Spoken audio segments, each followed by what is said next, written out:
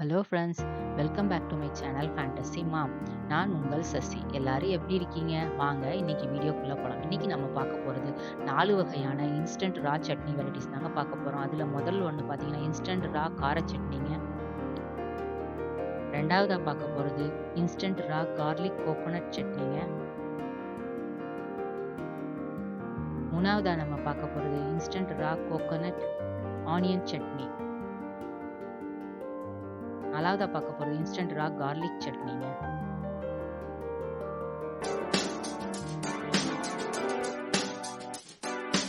வாங்க இப்ப first instant ரா கார சட்னி எப்படி செய்யறதுன்னு பார்க்கலாம். அதுக்கான இன்கிரீடியன்ஸ் என்னென்னு ஃபர்ஸ்ட் பார்க்கலாம். வெங்காயம் பெருசா இருந்துச்சுன்னா 1 எடுத்துக்கோங்க, சின்னதா இருந்தா 2 எடுத்துக்கிட்டு இந்த மாதிரி கட் பண்ணிக்கோங்க. தக்காளி 2ல இருந்து 3 போட்டுக்கோங்க, பொடியா கட் பண்ணி. வரமிளகாய் 3. இது காரமா இருக்கும், நீங்க காரத்துக்கு தகுந்த புளி சிறிதளவு போட்டுக்கோங்க.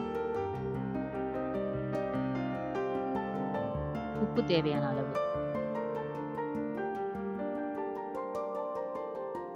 மிக்ஸி ஜார்ல இது எல்லாத்தையுமே அப்படியே பச்சையா தாங்க போட போறோம், வதக்கெல்லாம் தேவையில்லைங்க. முதல்ல வெங்காயம், தக்காளி, மிளகாய், புளி, உப்பு எல்லாத்தையும் சேர்த்துக்கலாங்க.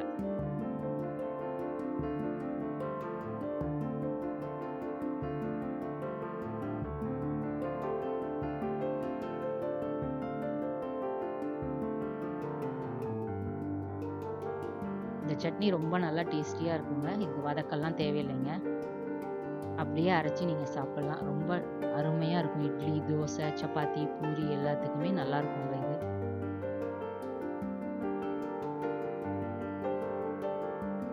புளி சேர்த்துட்டு, உப்பு எல்லாத்தையும் சேர்த்துட்டு இப்ப நைஸா நல்லா அரைச்சி எடுத்துக்கலாங்க.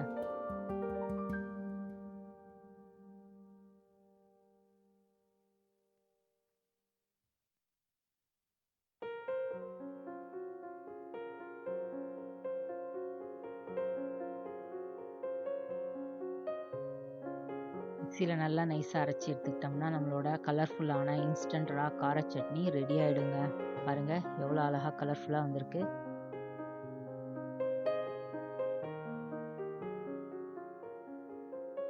இதை பவுலுக்கு ட்ரான்ஸ்ஃபர் பண்ணிவிட்டு இதுக்கு ஒரு தாளிப்பு மட்டும் கொடுத்துக்கலாங்க, அவ்வளவுதான். இது ஸ்பெஷலாக கோதுமை தோசை, ராகி தோசை, ரவா தோசை எல்லாத்துக்குமே சூப்பராக இருக்குங்க இது. ரொம்ப குயிக்காகவும் செஞ்சிடலாம் நீங்கள். ஸ்டவ் ஆன் பண்ணி அதில் ஒரு கடாயை வச்சு எண்ணெய், இதுக்கு நல்லெண்ணெய் நீங்கள் ஸ்பெஷலாக சேர்த்துக்கோங்க, ரொம்ப நல்லாயிருக்கும். ஒரு 5 ஸ்பூன் அளவுக்கு சேர்த்துக்கோங்க. இதுக்கு கொஞ்சம் எண்ணெய் ஜாஸ்தி தாங்க ஊற்றினா நல்லாயிருக்கும். கடுகு 1 ஸ்பூனு, எண்ணெய் காஞ்சோடனே போட்டுக்கோங்க. போட்டு கடுகு பொரிஞ்ச உடனே உளுத்தம்பருப்பு சேர்த்துக்கலாங்க, 1 ஸ்பூன். நல்லா பொரியட்டும் கடுகு.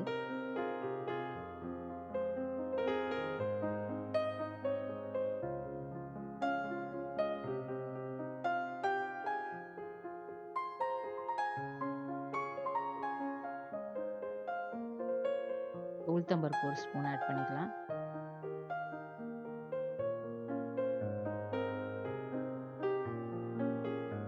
பெருங்காயம் 1/4 ஸ்பூன் ஆட் பண்ணிக்கலாம்.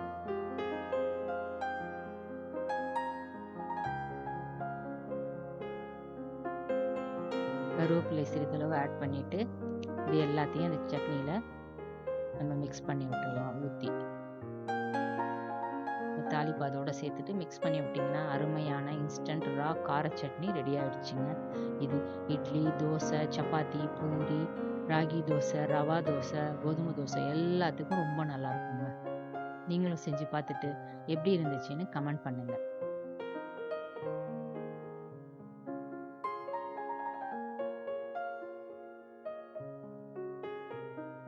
இப்போ நம்ம அடுத்ததாக பார்க்க போகிறது இன்ஸ்டன்ட் ரா கார்லிக் கோகோனட் சட்னி எப்படி செய்யறதுன்னு பார்க்கலாம் வாங்க. அதுக்கான இன்கிரீடியன்ஸ் என்னன்னு பார்க்கலாங்க. இதுவும் 4 இன்கிரீடியன்ஸ் தாங்க. இதுவும் வதக்க தேவையில்லை, அப்படியே பச்சையாகவே எல்லாத்தையும் அரைச்சி அப்படியே சாப்பிட போகிறோங்க.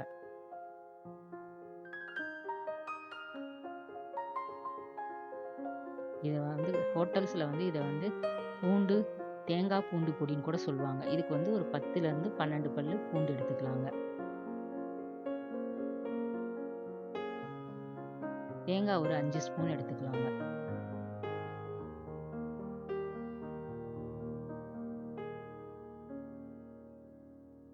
வரமிளகா 3,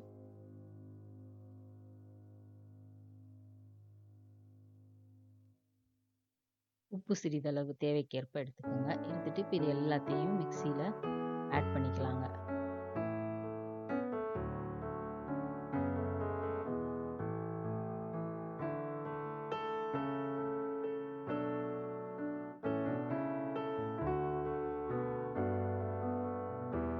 மிளகாயை இது மாதிரி கிள்ளி போட்டுக்கிட்டிங்கன்னா ஈஸியாக அரைப்பட்டுடும்.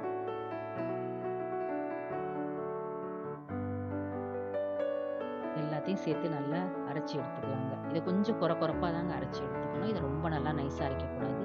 இது மாதிரி அரைச்சி எடுத்துட்டு அதில் தேங்காய் எண்ணெய் ஒரு 5-6 ஸ்பூன் நல்லா தாராளமாகவே விட்டுக்குங்க. ரொம்ப நல்லாயிருக்கும். ஸ்பெஷலாக இதுக்கு தேங்காய் எண்ணெய் சேர்க்கறது. இது கொஞ்சமாக தொட்டு சாப்பிட்டாவே சூப்பராக இருக்குங்க. நீங்களும் இந்த சட்னியை வீட்டில் செஞ்சு பார்த்துட்டு எப்படி இருந்துச்சுன்னு எனக்கு கமெண்ட் பண்ணுங்க.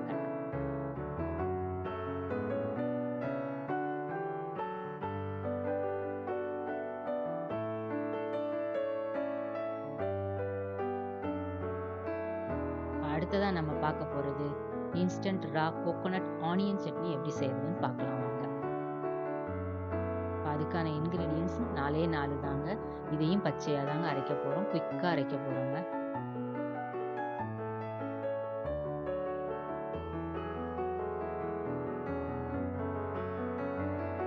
இதுக்கு 3 மிளகா எடுத்துக்கோங்க. காஞ்ச மிளகா ஒரு 10லேருந்து 12 சின்ன வெங்காயம் எடுத்துக்கோங்க.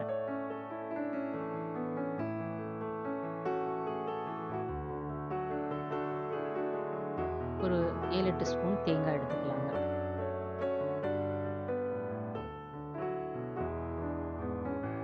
உப்பு சிறிதளவு தேவைக்கேற்ப எடுத்துக்கலாம். இது எல்லாத்தையும் மிக்ஸி ஜாரில் ஆட் பண்ணிக்கலாங்க.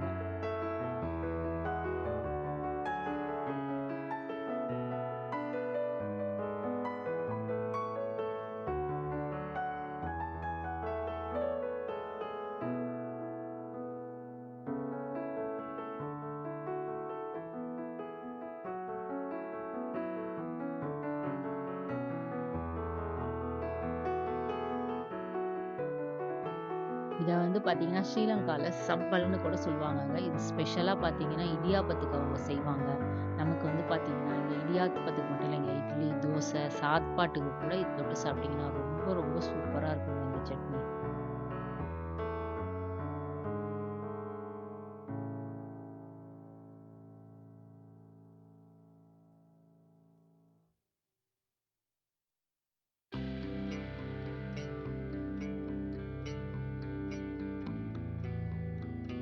இதையும் வதக்க தேவையில்லைங்க, தாளிக்கவும் தேவையில்லை. அப்படியே இன்ஸ்டண்ட்டாக ராவாக எல்லாத்தையும் ஆட் பண்ணிவிட்டு கூட கொஞ்சம் தண்ணி மட்டும் சேர்த்துட்டு அப்படியே நைஸாக அரைச்சி எடுத்துட்டிங்கன்னா இது சட்னி ரெடி ஆகிடுங்க.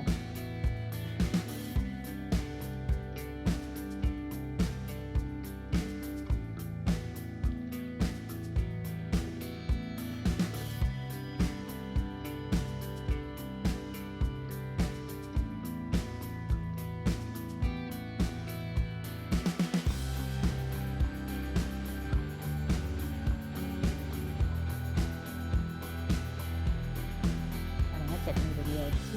இப்போ இதை ஒரு பவுலுக்கு ட்ரான்ஸ்ஃபர் பண்ணிட்டோம்னா அருமையான இன்ஸ்டன்ட் ரா கோகோனட் ஆனியன் சட்னி சூப்பராக ரெடி ஆகிடுச்சுங்க.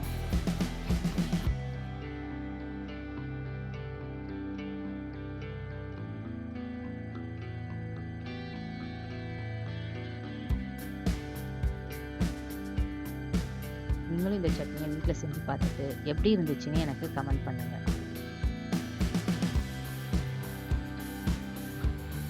பாருங்கள் எவ்வளோ அழகாக பார்க்கவே சூப்பராக இருக்கு இல்லைங்க. அதை விட டேஸ்ட் ரொம்ப ரொம்ப சூப்பராக இருக்குங்க. செஞ்சு பாருங்கள் நீங்களும்.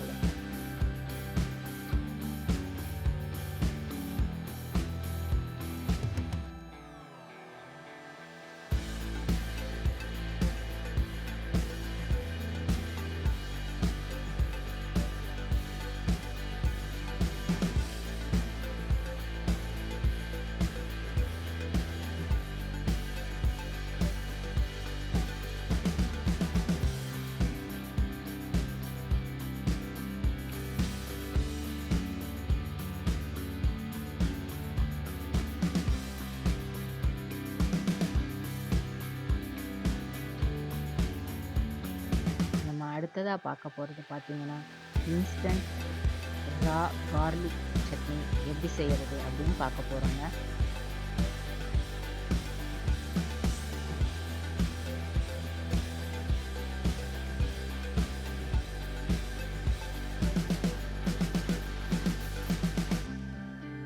அதுக்கான இன்க்ரீடியன்ஸ் என்னென்னு பார்க்கலாம் வாங்க. பூண்டு ஒரு 20லேருந்து 25 பல் எடுத்துக்கோங்க. புளி ஒரு அரை மூடி அளவுக்கு எடுத்துக்கோங்க. அரை எலுமிச்சம்பழம் அளவுக்கு எடுத்துக்கோங்க.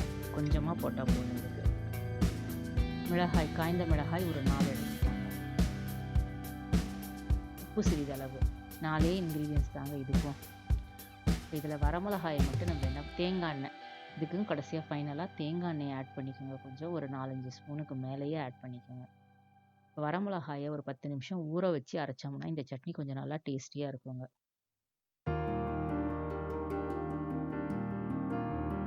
ஊறிடுச்சு.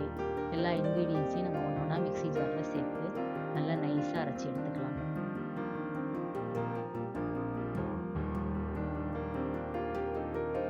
பாருங்க, நல்லா எவ்வளோ அழகாக கலர்ஃபுல்லாக இருக்குது.